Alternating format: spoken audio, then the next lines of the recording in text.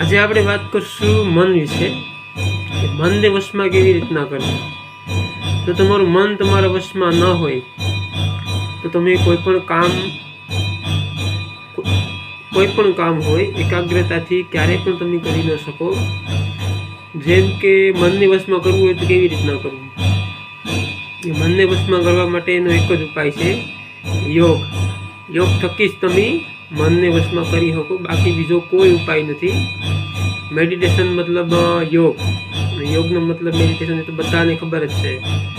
તો સવારમાં વહેલા ઉઠો અને યોગ કરો અને મનને વશમાં કરો અને મનને કોઈના કોઈ પણ કામમાં લગાડીને રાખો અને વધારેમાં વધારે બુક વાંચો. બુક્સ વાંચવાથી તમારું મન જે અસ્થિર થઈ ગયેલું હોય એ સ્થિર થઈ જાય અને તમારા વશમાં થાય. અને યોગથી તમારા મનને તમારા વશમાં કરો, જેથી કરીને તમને આગળ વધવામાં, સફળતા મેળવવામાં બહુ કામ લાગે. Thank you.